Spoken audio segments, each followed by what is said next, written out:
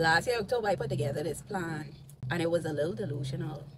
But when I sat down on that Sunday evening, and as I wrote that, I was praying to God about it.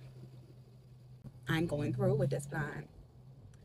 And this year, October, I honestly can say it was nothing but God. I put together that plan. I didn't tell anybody. I didn't mention it until I think it was earlier this year, January, February. I had mentioned the plan of what I had put together because what I wanted to happen already took place. And the plan to some people, if I had told them that, it may have seemed a little delusional. They may have asked me, am I sure I'm going to do this? That's why I didn't tell it to nobody. Because sometimes it's not that people, it may not be that people are hating on you. Sometimes they just don't see the vision as clear as you could see it. And it's okay if you don't share it with them. Because if I had shared that with somebody, I may have not taken that leap of faith. I'll be honest with you. If I had shared that with someone, I may have not taken that leap of faith. So only me and God knew about the plan. And I'll be honest with you, the steps that I put together for the plan, it didn't happen the way I wanted it to happen. But that's the good thing about God making all things work together. God intercepted my plan before December because the plan was for December. But right in October, that mid-October, November,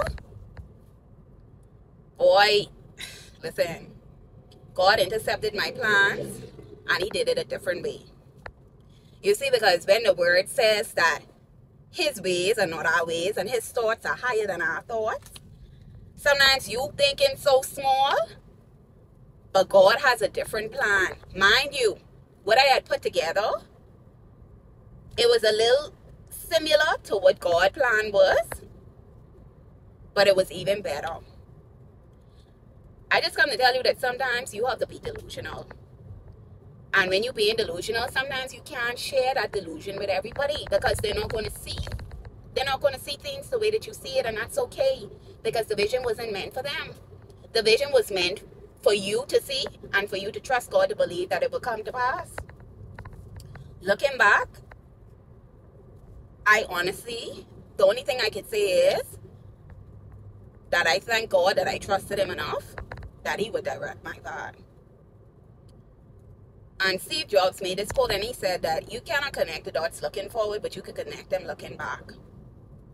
And honestly, I am so grateful. And I owe nothing to myself, but I owe it to God.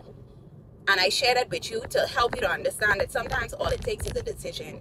Sometimes all it takes is you making up your mind.